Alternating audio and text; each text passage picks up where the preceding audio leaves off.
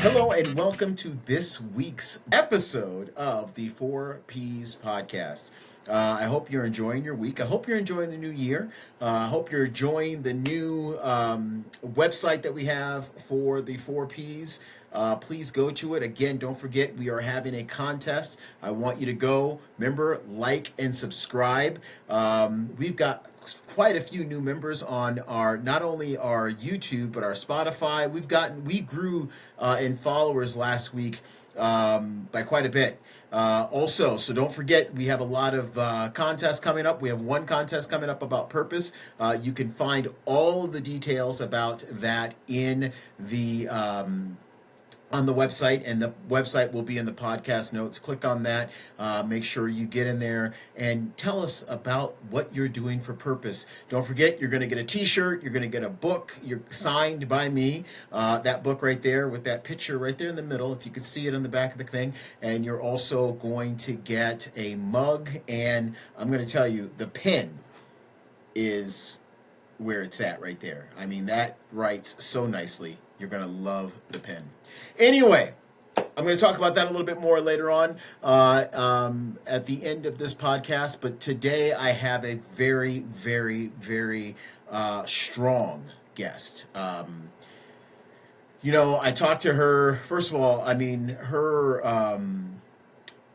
you could see the confidence and her determination when you speak to her. I mean, you could see it she in every level, in every aspect, she's a very strong woman. Her name is Misty Nesbitt. She has a book called The Girl Who Kept Breathing. When you hear what she is talking about, when you hear her story, and again, she doesn't say the whole story. You have to read the book. You have to get the book. I am still reading the book.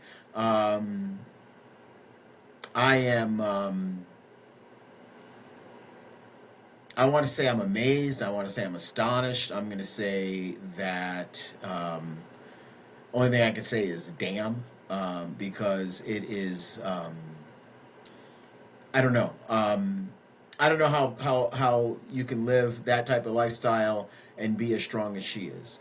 She grew up in a very, very, very unloving environment, if I can use that word, unloving. There are things that she did that most kids would run from that she did not, just so she can have a sense of normalcy. And you're gonna hear that because she shares one of the stories in the interview.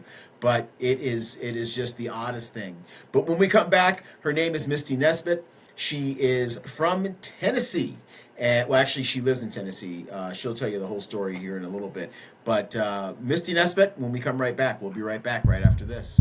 The 4 Ps of You, expanded edition by Trunnis Goggins, is a powerful guide to personal growth built on 4 foundational principles: purpose, planning, passion, and persistence. In this expanded edition, Goggins shares real stories of trials and tribulations, his own and those of others, to inspire readers to reflect, reset, and rise. With added insights and practical exercises, this book empowers you to navigate life's challenges, unlock your potential, and live with greater intention and impact. The 4 Ps of You is available on Amazon, Barnes & Noble, and worldwide wherever books are sold.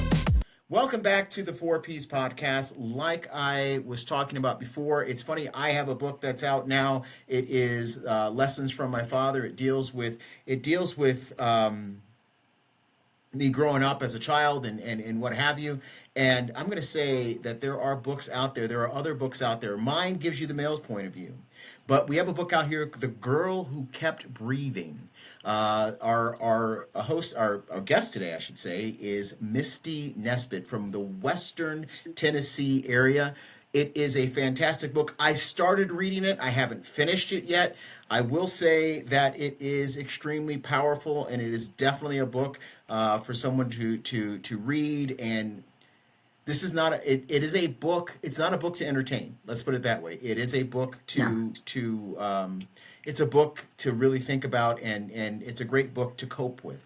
Misty, welcome to the program. How are you doing? Thank you. Thank you so much for having me. I am so glad to have you. It's so funny that we met from somebody from my home city of Buffalo, New York, but We literally live, we're in neighboring states. Not far. No. Not far at all, not far at all. And I will say I do love the Tennessee, North Carolina area. It is a beautiful area. How long have you been It, there all your life? nope. I'm originally from Texas. I moved to Tennessee in 2002 because I needed a new start.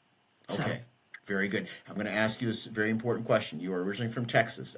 They always I say am. once a Texan, always a Texan. Is that a true statement? I mean, the accent never leaves. No, it doesn't. No, it doesn't. Not at all. The Not accent at all. never leaves. But yeah, I think Tennessee is my home. Very good, very good. I will say that North Carolina is my home right now. I'm at the age now where I'm kind of floating around and doing stuff. You know, the kids are grown, and so it's like, yeah, where am I going to go next? I don't know. You know, you always keep your eye open for the next best thing. So, Well, but we vacation in Mississippi in Gulfport, Biloxi area. It's okay. beautiful. You know, I when I was in the Navy, I was down in that area. I don't remember anything too beautiful, but of course, I was in the Navy at the time. Now, I'm sure I'll get to see something totally different, a whole Yes. different landscape. I'm sure. Very nice, very nice. You know, you are a very successful individual. There are people that go through what you went through that and I don't want to say they don't become successful because that's not the word I want to say. I do want to say that they actually they struggle, and there are struggles that go on. So my sister is the opposite of me. So I know exactly what you're talking about. And I think when we're looking at the trauma that we have to go through, that we go through, we can decide if this is going to shape us and be an anchor that drags us down, or if this is going to shape us and make us want to succeed so we can help others so that they know there is a way out. There is a way forward. It's not easy and it takes a while, but you can succeed and you can achieve and you can get over. And if you I look at my past as if anything was different, I wouldn't be me. I wouldn't have the drive that I have. I wouldn't have the determination that I have. I wouldn't be the mother that I am. Mhm. And I wouldn't be the person that I am. So, That is a very strong statement. Um, and do you get that drive from just yourself, or do you get that drive from your no, kids? my kids provide most of that drive, but I think I wasn't allowed to be a child. I was always the parent. Hmm.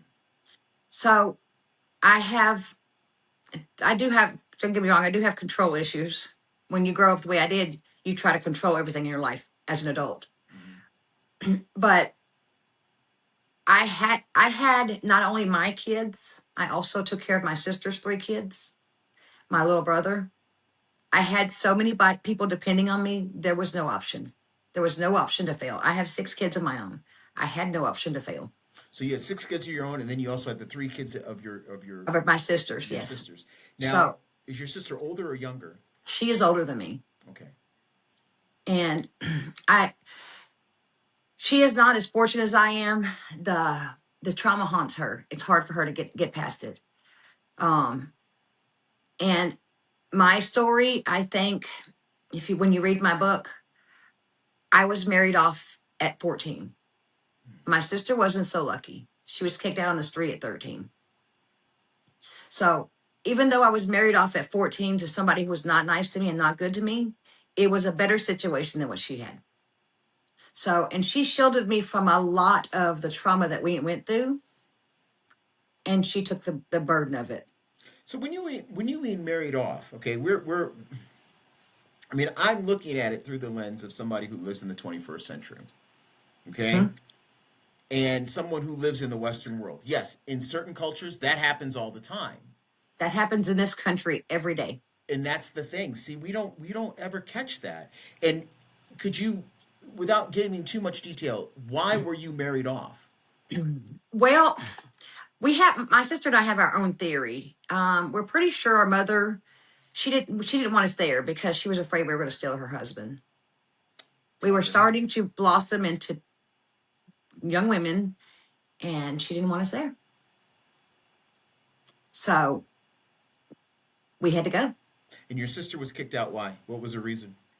Not sure if you want me to answer that, but they're from Texas because she started dating black men. Oh, I do want you to answer that. That's fine. Yeah, her children are biracial, and they were not. It was not allowed. It was absolutely not allowed. My older 4 children have Hispanics, so they've been treated different also. So now, okay, so your older children are half Hispanic and they're treated different. Yep. But you were married. Okay, so when you were married off, just so people get it, you weren't married off to an Hispanic. I was married off to a Hispanic. You were married off to an I Hispanic. was. And so my first book only covers up until I was 14 because there was so much to cover there. You couldn't put it in one book. So my second book that I'm working on is about trying to navigate to be a child and be a mother and be married. So going to school. So you went to school back in the 80s, correct?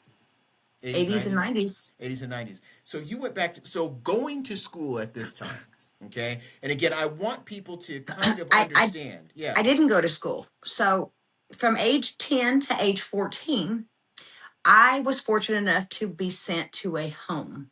Okay. To a home for kids because I had stolen my mother's car at 10. And I was hanging out with an older girl and she wanted to go meet boys.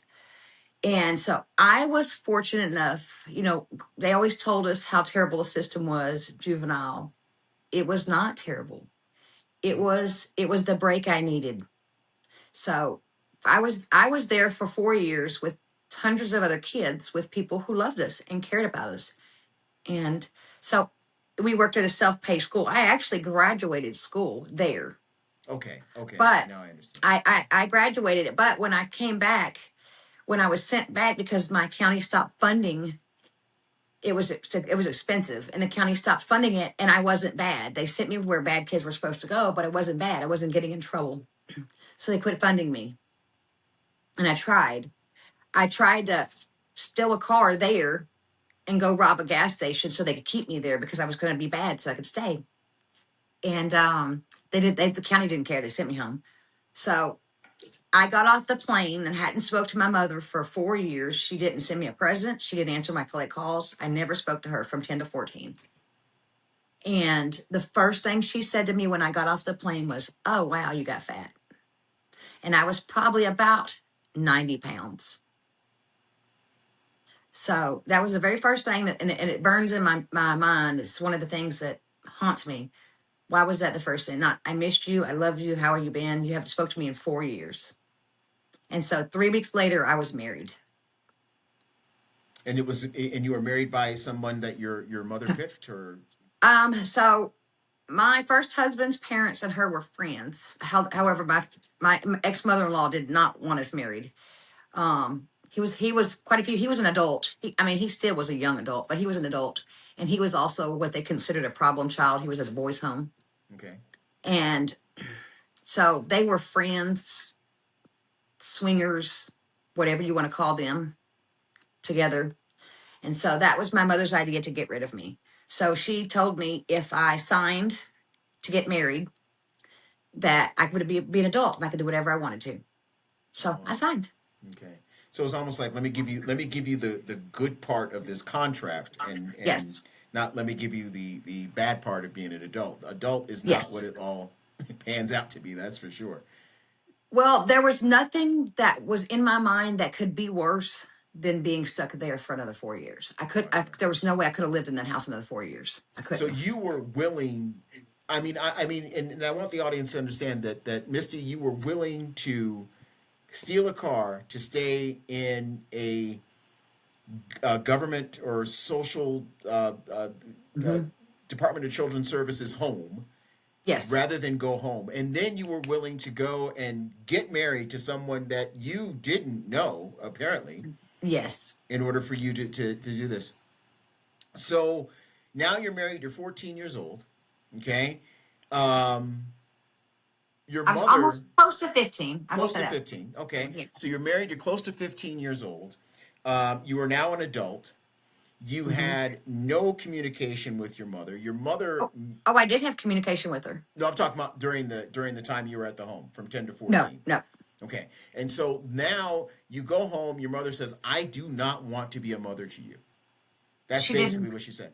Yeah, Okay. pretty much. She didn't come out and say it, but yeah. Oh, yeah. Her action. She doesn't have to say it. Oh yeah, she didn't. She said enough. You didn't have to know what she was thinking. No. And then she didn't, she wanted to take you and your sister off because she was threatened that Hmm. you were going to take her husband.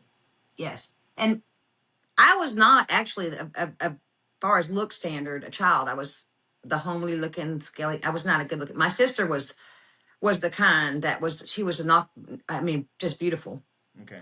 And so she was my mother had to get rid of her fast Wow. That is unbelievable. And then so your sister lived a life for at least a little while on the street for a long time. for a long time. And then Hmm. you lived a life where you started building yourself up. Without talking about the book, I know you have another book coming out Hmm. and things like that.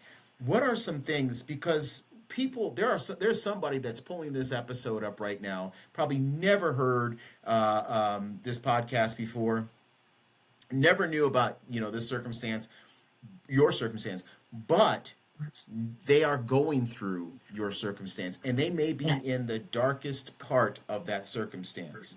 Now, you have, and I don't want to call this a scientific experiment because it's not, but you have your sister that Hmm. went through a certain steps that are not good. And then you have you, even though you went through the same process, you're now successful. You're a real estate. You're successful in real estate. You're successful in business. You're a published author. All these things. What would you tell that person who is now at that crossroad? What would you tell that person in order to move forward? Mindset matters. You can either be a victim or you can be a survivor, and only you can decide that. Mindset Absolutely. matters. You So can you can take what was done to you and turn your pain into purpose, because there are so many people who your story can give a voice to. mhm, Like I have somebody that I watched that gave me the courage to write my book. beautiful. And I watched her pain and she turned it into purpose. And I said, I can do it too. I Absolutely. can I can help others. My story is going to be the fuel. That is strong on days where, because not every day is good. I mean, I know we all do that. We all say, okay, I can be the victim or I can be the survivor. Yeah. I can be the victor.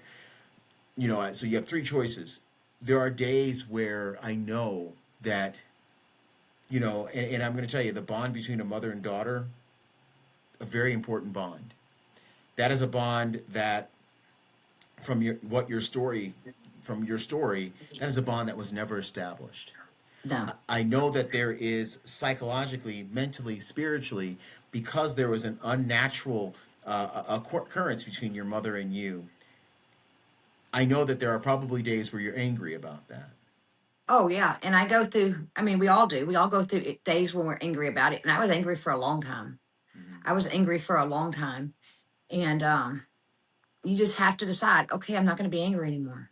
I'm just going to have to let it go, because there's nothing I can do about what's in the rearview mirror. Nothing. I can't change it. Any bad decisions I made in my life, I can't change them. Right. And if you hide from them, it hurts worse. When you speak your words, it gives you a freedom like you cannot imagine. And I tell people all the time, even if you don't want to write your story out for the world to see, write it down in a notebook. And then I want you to read it to yourself. And then I want you to look at yourself in the mirror and say, I survived that. That's how strong I am. I survived that. Wow. And so you now went from Texas to Tennessee. You Yep. moved in what year? 2002. 2002. And you moved to start a brand new Mm-hmm. life. Yeah. And life is going quite well. Yep. Yep. Life Beautiful. is life is good. I have four adult children, and then I have two children, 8 and 15. I'm married to my husband now. We've been married almost 18 years, Wow. and um, he has sacrificed so much so I could decide my career, my what I want to do with my life. I could be a mother. With my first four, I was just trying to survive, taking care of four kids, working all the time. Right. And with the other two, I've been allowed to enjoy being a mother without having to live in survival mode. That's beautiful. So, How are your four older kids? How are they doing? one of them is a Boilermaker. I have another one who is a diesel mechanic. My daughter, she's still in Texas. She is actually the circuit court clerk. And then my youngest of the four, um, he is figuring life out. He wanted to be a welder and then an electrician, and we're going to see. Yeah, you know what? He's There's still always young. that time, and that's okay. As long as you're Yeah. young, figure it out, you can do it. So now, circuit court clerk. So is she Yeah, an she's a elected official? Nope, she's No, appointed by the judge. she's appointed by the judge. That is Yeah. awesome. And she's in Texas, you said? Yeah, she's in Texas. And I won't tell her story, but I'll go into it. So her father, my older two were from my first husband. And she was actually when I was old enough to divorce him, because I couldn't divorce him because I was not a legal adult in the state of Texas until I was 17. Okay, hold on. I'm sorry. Yes, you heard that right. I got to, because I'm going to ask this question. How in the hell is that a law? You are old enough to get married and sign a contract, but you're And old not enough to old drive enough, and have credit cards but you are not old enough. to get a divorce. That is some bull crap. I'm going to tell you. I don't even know if that law still exists. Like I said, I'm 47, so it's been, some years ago in the 90s. But yeah, I couldn't divorce him until I was 17. I got to pull that up. I really do. And then he kidnapped my daughter for 10 years. Oh, He shit. left our son and kidnapped my daughter. So, and she went through a lot of a similar situation with her stepmother that I did with my mother. So it's been a long healing process for her. And So, she's doing amazing. She's an amazing mother, and she's so strong. so the kidnapping was done while you were still married, or was it? Nope. After Okay, we it were was after divorced, the we had divorce. joint custody. We had joint custody, and his new wife was related to the judge. Her daddy was the judge, so we had to find him to serve him. But the paperwork had to go through the court first, which was her father. So then they'd move. So That is some wow, that's judicial misconduct if I've ever heard it in my life. yeah, yeah. Well, small town Texas. Yeah, that's I believe that. I really do. But what I have to say, so you and your daughter now have a very good relationship. Is that correct? Yes, Okay. yeah. She's my oldest one. She's my only girl too. I have 5 boys. She's my only daughter, and I'm extremely proud of the work that we have done. Right. Very good with that. That is, that is some, and again, I can't get past that law. It's almost like the rental car law. You can join the United States military at 18. Can't rent a car. Yeah, but you can't rent a car. Can't get, basically, barely can rent an apartment. It's unbelievable. I don't understand that law. But that about, yes, I can get married at 14, but I can't get divorced at 17 after I'm getting my ass beat or something like that. That's pretty much how it goes. That's horrible. That is Well, absolutely and there was a horrible. loophole because he became my legal guardian. And even the government, when I try to go get documents, they'll say you had a name change at 14 because you were adopted. I'm like, I wasn't adopted. I was married. And they look at me like, what? You have a third eye. What? Because even the government assumes I was adopted because I was 14. Oh, and it's great that the person just told you what happened to you. It's like you were adopted by a legal guardian who you got I children mean, with. that's the way I take it every time I go to get a social security card or anything I have to go through. When I had to go get my passport, I had to provide extra documentation because they thought I was lying. They thought I was adopted. I said, no, I was married. Wow, that is unbelievable. So you have obviously the relationship you have with your kids are different. You decided to break the cycle, and that is the best thing that out of this whole entire interview is that you did Yeah. break the cycle. Well, and some people say I've given them too much. I overcompensated for what I never did, so I overgave to them. I worked so hard so they never had to do without nothing. And I'm going to tell you that is a trauma reaction. That does It is. happen. Sometimes you overcorrect. I do. And finding that balance. I went through that too. But finding that balance is trial and error. It But is, and it's very difficult. You can go talk to a therapist, and unless you've been through it, they don't really understand what you mean. I mean, they they don't. know what they read in the books, but they don't understand what goes on in your mind because you're trying so hard to make sure that nothing. I mean, everybody said, "How did you learn to be a mother?" Well, I would just ask myself, would my mother do it? If she would do it, then this no. So I was a bit of a helicopter parent when they were teenagers because I've seen what the real world is. I know what's out there. Absolutely, absolutely, and that is being a helicopter parent sometimes is actually a very bad thing, because then Mhm. they're not ready for anything out here, you know. Yes. And so, but yeah, you found that you did manage to find that balance. Misty, where can we get your book? And the book again is called "The Girl Who Kept Breathing." Where can you get it? It is available everywhere online books are sold in paperback, hardcover, and ebook. You Fantastic. can get it from Walmart, Amazon, Barnes and Noble, thrift books. If you can think of it, it's there. Fantastic. And the other thing I want to ask you is this: when will we expect the follow up to "The Girl Who Kept Breathing"? I'm hoping that I'm going to have it out be at the end of November, the second one. I'm about Fantastic. halfway done with it. When that book comes out at the end of November, I really, really, really do expect for you to be back on this podcast so we could talk about the book and talk about the release. Misty, it was great having you on the program. Like I said, my book just got released a couple days ago, and it does give a male point of view. You are giving a very strong female point of view. And I'm going to say it this way without trying to compare, but I am comparing, so I don't know why I'm saying without trying to compare, because I am. Females go through something different in family trauma than men. Yeah.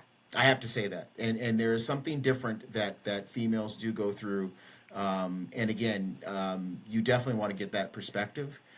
You want to see it, and again, Oftentimes, we're looked at as disposable. yeah, you are. And I'm going to ask you one question, and if it's too personal, you can tell me to No, shut go up. ahead. How is your sister doing now? Um, she, the best way I can put it is she doesn't always know what's going on in the world. She, all of her kids are grown now, and she tries.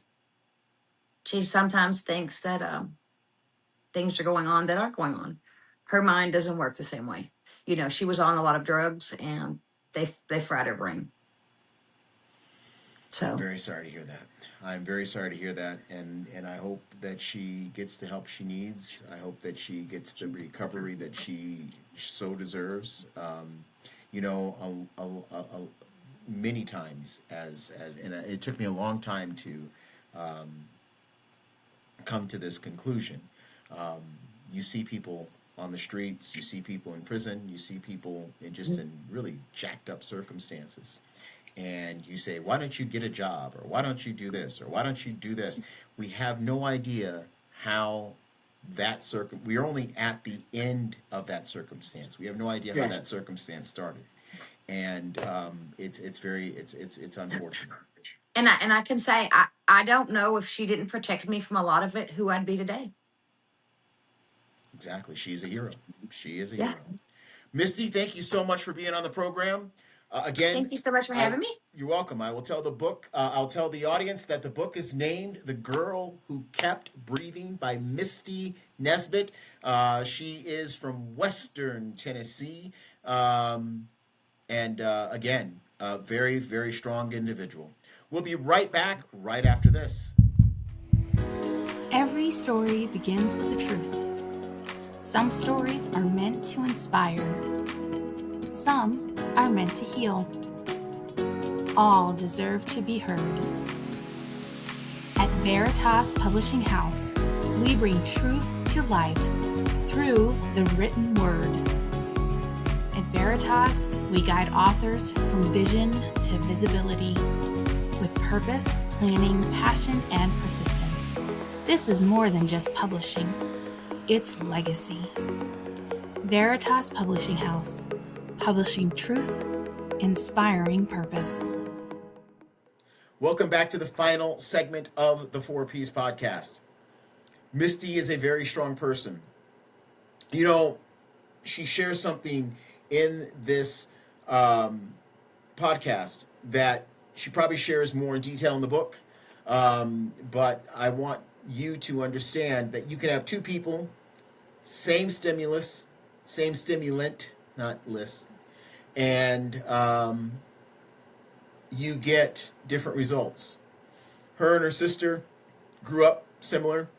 One had the life she had, the other one had the life that she had. It happens. It's how we react. And a lot of things, some things we cannot control that happens to us. But we can control how we react to it. There are people listening to this podcast right now that probably had a really bad hand dealt to them. Okay? And I'm going to say this. I'm not going to say this to blow it off. Like, you can handle it. You can do, yeah, you probably can. But what I do want to say is it's your reaction that can fix a whole hell of a lot of stuff. It is your reaction to it's your reaction to what happens to you. You know, I was watching an episode of, you know, I love watching like nature stuff, and one thing I was watching was about sharks and about why sharks attack and how sharks attack. Fact of the matter is you and I can both be facing the same great white shark. Now, if that shark is really freaking hungry, you're both going to get eaten. That's for sure. But the one who is the calmest during this potential attack is probably the one that's going to get out of that situation. And I say probably because, again, there's a lot of other factors involved, and I'm using great white sharks because that's what I used. So it's how you react that helps determine whether or not you're going to get eaten. And life is, in many cases, a big freaking great white shark. It's huge. And it all depends on how you react to that shark as to whether or not you're going to survive it. It really is. It all depends on how you react to your situation. Now, I'm not saying that get over it. That is not what I'm saying. I'm not saying to just remain calm. I'm not saying that either. I'm saying watch how you react. I'm saying definitely watch how you react, because your reaction may determine your future. And if you react the right way, success will come. You still had a really bad hand dealt, but if your reaction's the right way, you're going to be okay. Misty reacted to life a lot different. And as a result of that reaction, she is able to raise not only her children, but even her sister's children as well. And that is a good thing. It's a good thing for her children. It's a good thing for her niece and nephews. But again, when you definitely, and I highly encourage you to get the book, The Girl Who Kept Breathing. It is a compelling book. It's a book that makes you think a lot. It's a book that, when you go to bed at night, it doesn't matter what time you go to bed. Doesn't matter, you might be, oh my gosh, it's a little chilly. There are people going to bed at night that live in, kids, young people, that live in horrible, horrible situations. And we don't even know. We just don't know. We don't. I mean, she was growing up at a time around the same time I was growing up, and I have a book out, talks about how I grew up, and I wish it would be better, but how many people in life, how many kids like, man, I wish I had a better childhood? I would say a good chunk of them. Even the ones that have good childhoods, really wish it was better. So, and I'm not downplaying that. I'm just saying that that's just awful. But I will say that talking to Misty, what I see is I see somebody who is extremely strong, somebody who broke the cycle. This cycle is going to break with me, and as a result, her family is, and her husband included, are much better off because of it. Again, like I told you, a couple things I want to tell you. All right, first thing, this week we released the book Lessons from My Father. Almost read along the lines of The Girl Who Kept Breathing. It's a book about, not just my life per se. It is my life and how it was influenced by my father, and how it's still being influenced by my father. It is a book that's on Amazon. It's just not, like I said, it just came out this week. It is going to be in bookstores all across the country. This book is also helping domestic violence organizations throughout the world. We have partnered with Engender Equality out of Hobart, Tasmania, which is in Australia. That was the first. This is the first organization that helps domestic violence victims. This is the first one we're partnering with to help them. What we are doing with this is, if you go to their website and you buy the book off of their website, they will get $3 from the sale of every book on their website. Now, if you just go to Amazon or Barnes and Noble or Google, wherever you buy your books, and you say, hey, I'm going to buy this book, $1 from each book sold, every book, I don't care where it is throughout the world, will go to this organization. And they will get it, and hopefully I can help people who are suffering from domestic violence. That's a horrible thing. I read stories about even famous people, and I do mention one. I want you to read what I say about Rose Kennedy and Joe Kennedy. Rose Kennedy, obviously the mother of our 35th president, John F. Kennedy, and Joe Kennedy, the father of our 35th president, John F. Kennedy. I want you to read about that family.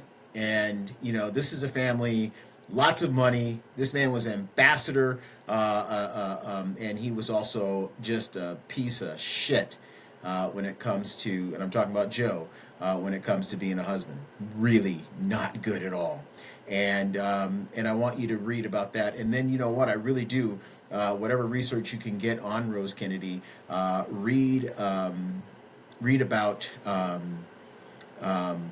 her story. Read about her, and again, she was a very strong woman, but she really did not have any type of protection.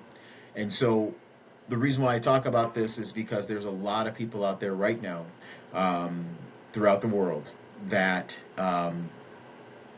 are in a situation of domestic violence and choose to stay in a situation of domestic violence, not because they want to, but because they don't think that they have any other alternative. And that's where gender equality comes in, and they are definitely helping people when it comes to getting them through this very, very troubling time. Next week, we have a special guest, Dr. Carolyn Brooks Collins. She is from Atlanta, Georgia. We're staying in the United States 2 weeks in a row. That's very rare sometimes. But when you hear her story, she's an inspiration to women around the world as well. She's a major inspiration. You're going to love her story. You're going to love what she's doing and what she is trying to do for you. That'll be next week. Don't forget the contest. The contests are... you can go on the website. Again, like I said, tell me what you are doing this year, 2026, to achieve your purpose, get to your purpose. Make sure all entries are in by February 16th. Yes, February 16th, 2026. Also, don't forget we have a grand prize. I am looking for an author to write in my book, Stories of Persistence, which comes out at the end of this year in 2026. I'm looking for an author who I can highlight and that person is going to be somebody from my audience who is going to highlight, it's going to be my highlight and featured author in the book Stories of Persistence.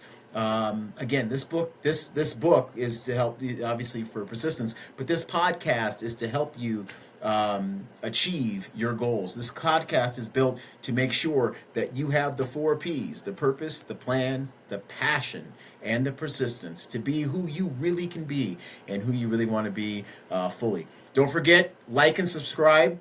And I'm not even gonna say if, because this podcast episode helped you, I want you to share this podcast episode with somebody who needs that same type of help and assistance, and it's going to motivate them. Don't forget, go back to our back episodes. Binge the hell out of this podcast. We have like 52, 53 episodes out. We're blazing trails. We're trying to help those, and I just have fun with everybody on the program, and I really have fun with the comments and things that I get from the audience. We'll talk to you next week. Until then, goodbye.